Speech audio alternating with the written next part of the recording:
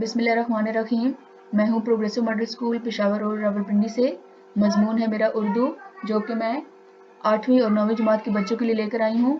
आज मैं उनके लिए लेकर आई हूँ ग्रामर, और इसमें हम टॉपिक पढ़ेंगे मकालमा नवीसी। Please subscribe our Progressive Model School YouTube channel so you may get latest videos and lectures and activities related to your course. सबसे पहले मुकालमा नवीसी की तारीफ क्या है और इसको लिखते वक्त जो ज़रूरी हदायत आपने मद्देनज़र रखनी है वो क्या हैं, सबसे पहले वो पढ़ लें। मुकालमा को अंग्रेज़ी ज़बान में डायलॉग कहते हैं। ये ज़बानदानी की एक नहायत अहम और दिलचस्प सनफ़ है। मुकालमा के लुग़वी मानी है हम कलाम होना। मुकालमा दो आदमियों के आपस में किसी मौजू पर गुफ्तगू या बातचीत करने का नाम है। बाज़ औक़ात मुकालमा में दो से ज़्यादा अफराद भी शामिल होते हैं, लेकिन हर शख्स अपनी अपनी बारी पर दूसरे फ़र्द से बातचीत करता है और सवाल का जवाब अपनी बारी पर देता है। मुकालमा नवीसी में दर्ज झैल हदायत को पेश नज़र रखना बहुत ज़रूरी है। नंबर 1, मुकालमा चूँकि गुफ्तगू या बातचीत का नाम है, इसलिए इसे तहरीर में लाते वक्त बोल चाल का अंदाज इख्तियार किया जाए। नंबर 2, कोशिश ये होनी चाहिए कि कम से कम अल्फाज में ज़्यादा से ज़्यादा मफ़हूम बयान हो। नंबर 3, मुकालमे की ज़बान शगुफ्ता और लहजे में बेतकल्फ़ी होनी चाहिए। मुकालमा को एक मंतकी तरीक़ा से आगे बढ़ाना चाहिए। दौरान गुफ्तगू मर्तबे का ख्याल रखना चाहिए और एक के मकाम को पहचानना चाहिए। मौज़ूआत के तमाम अहम नकात का जिक्र होना चाहिए और फिर भरपूर लेकिन मुख्तसर बात होनी चाहिए। नंबर 6, जो कुछ कहा जाए मुख्तसर, वाज़िया और मौजू के ऐन मुताबिक होना चाहिए। मौजू से हटकर अदा की जाने वाली बात फजूल समझी जाती है। बेमकसद, बेजा और बेमहल गुफ्तगू नहीं होनी चाहिए। नंबर 7, साइल यानी सवाल करने वाला और मुजीब यानी जवाब देने वाला में से किसी की गुफ्तगू ज़्यादा तवील नहीं होनी चाहिए। लंबी चौड़ी गुफ्तगू या तकरीर मुकालमा को मजमून बना देती है, इससे गुरेज करना चाहिए। नंबर 8, गुफ्तगू में हिस्सा लेने से पहले ये मालूम होना चाहिए कि गुफ्तगू में हिस्सा लेने वाले कौन हैं, अहबाब को जाने। नंबर 9, मुकालमे को नामुकम्मल सूरत में ख़त्म ना किया जाए, बल्कि इसे किसी अंजाम तक ज़रूर पहुँचाया जाए। और नंबर 10, बामकसद और बामानी अल्फाज का सहारा लेते हुए बात को आगे बढ़ाएं, दलील के साथ बात को वाज़ह करें और किसी हतमी नतीजे की तरफ गामज़न होने की कोशिश करें। तहरीरी मुकालमे में रमूज़ औक़ाफ़ का ख्याल रखें। ये था मुकालमा, उसकी तारीफ़ और उससे मुतल्लिक़ ज़रूरी हदायत। सबसे पहला मुकालमा है, उसका उन्वान है बीमारी का इलाज, यानी डॉक्टर और मरीज़ के दरमियान मुकालमा। मरीज़: डॉक्टर साहब अस्सलामु अलैकुम। डॉक्टर: वालेकुम अस्सलाम। आओ भाई, कैसे आए, खैरियत तो है? मरीज़: जनाब, मेरे पेट में बड़ा सख्त दर्द हो रहा है, खुदा के लिए मुझे जल्दी से कोई दवा दीजिए, मैं दर्द की शिद्दत से मरा जा रहा हूँ, मेरा कुछ करें डॉक्टर साहब, उफ बड़ा दर्द हो रहा है। डॉक्टर: बहुत अच्छा, यहाँ नशिस्त पर बैठ जाओ, अभी दवा पिलाता हूँ, ठीक हो जाओगे। हाँ, पहले ये बताओ कि रात को तुमने क्या खाया था? मरीज़: जनाब, मैंने तो कोई ज़्यादा पेट भरकर तो नहीं खाया था, आधी रोटी खाई और वो भी जली हुई। डॉक्टर: जली हुई रोटी, तो गोया अपने पेट दर्द का इंतज़ाम तुमने खुद ही किया है। भले मांस, मेरे पास अब क्या लेने आए हो? खैर, कम पाउडर से। इमरान, ज़रा आंखों की दवाई तो लाएं और इस जवान की दोनों आंखों में एक एक कतरा डाल दें। मरीज़ घबरा कर: लेकिन जनाब, मेरी आंखें तो बिल्कुल ठीक हैं, दर्द तो मेरे पेट में हो रहा है और आप दवाई मेरी आंखों में डलवा रहे हैं, आखिर ऐसे क्यों?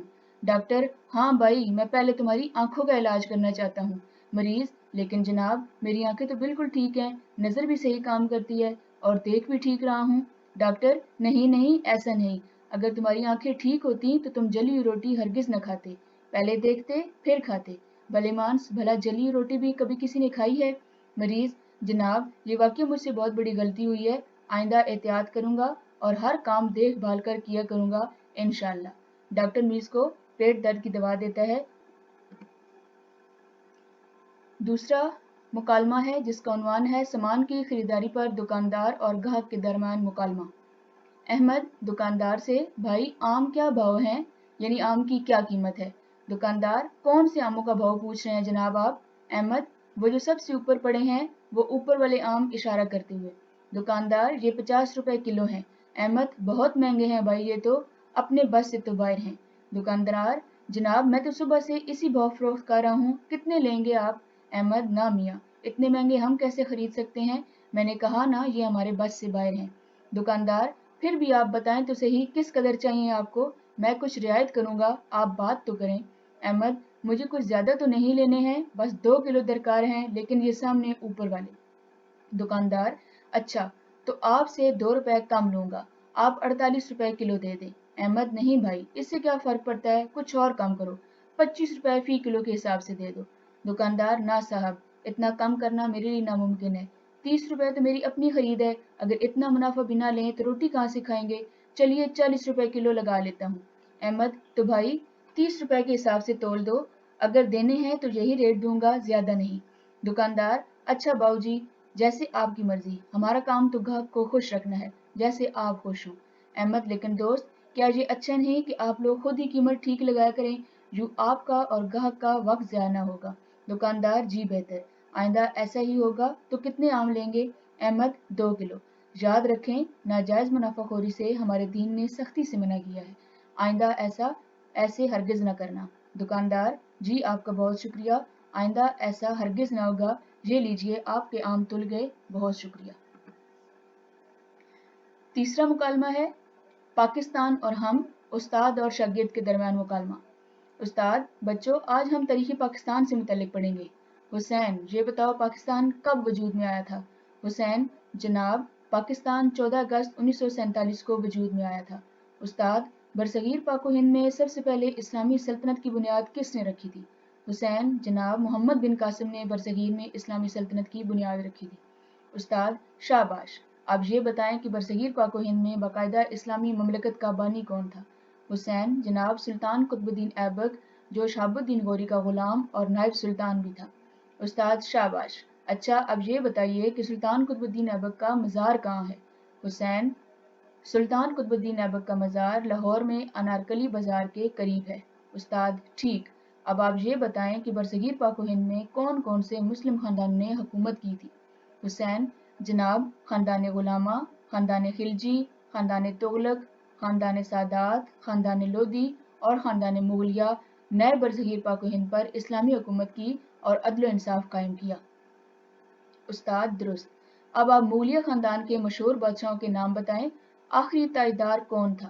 حسین: بابر، ہمایوں، اکبر، جہانگیر، شاہ جہان اور اورنگزیب عالمگیر، جبکہ آخری تاجدار بادشاہ بہادر شاہ ظفر تھا۔ استاد: آخر مسلمانوں کی حکومت کو زوال کیوں آیا؟ حسین: مسلمان حکمران مذہب سے دور نکل گئے اور منمانیاں کرنے لگے، عیش و طرب کی محفلیں سجانے لگے، تعلیم اور تربیت اور جنگی اور حربی تربیت سے کہیں دور چلے گئے، جدید ایجادات کی طرف توجہ نہ دی، جبکہ انگریز کے پاس جدید ایجادات اور جدید علم تھا، وہ ہندوستان پر قابض ہو گئے۔ استاد: کن مسلمان لیڈروں نے انگریزوں کے ساتھ باقاعدہ جنگیں کیں اور انہیں مزید بڑھنے سے روکا؟ حسین: بنگال میں نواب سراج الدولہ، دہلی میں بہادر شاہ ظفر، میسور میں نواب حیدر علی اور سلطان فتح علی ٹیپو۔ استاد: اب یہ بتائیں کہ علامہ اقبال نے تحریک پاکستان میں کیا کام سر انجام دیا؟ حسین: جناب عالی، علامہ اقبال نے تصور پاکستان پیش کر کے سوئی ہوئی قوم کو اپنے اشعار سے جگایا۔ استاد: واقعی، مصور پاکستان علامہ اقبال نے 1930 میں سب سے پہلے تصور پاکستان دیا۔ اب آپ قائد اعظم کی خدمات بتائیں کہ تحریک پاکستان کو کس طرح آگے بڑھایا گیا؟ حسین: قائد اعظم نے 23 مارچ 1940 کو لاہور میں قرارداد پاکستان میں آزاد وطن کے اصول کا اعلان کیا۔ استاد: پاکستان کب آزاد ہوا اور اس کے بانی اور پہلے گورنر جنرل کون تھے؟ حسین: پاکستان 14 اگست 1947 کو آزاد ہوا اور اس کے بانی اور پہلے گورنر جنرل قائد اعظم تھے۔ یہ تھے بچوں آج آپ کے لیے مکالمہ نویسی کی تعریف آپ کو بتائی، اس کے بارے میں ضروری ہدایات اور آپ کو مکالمے بتائے، بیماری کا علاج تھا، سامان کی خریداری پر دکاندار اور گاہک کے درمیان مکالمہ، اور پاکستان اور ہم یعنی پاکستان کی تاریخ سے ریلیٹڈ آپ کو مکالمہ بتایا۔ امید ہے آپ کو سمجھ آ گئی ہوگی۔ جہاں رہیں خوش رہیں، اپنا بہت سا خیال رکھیں۔ اللہ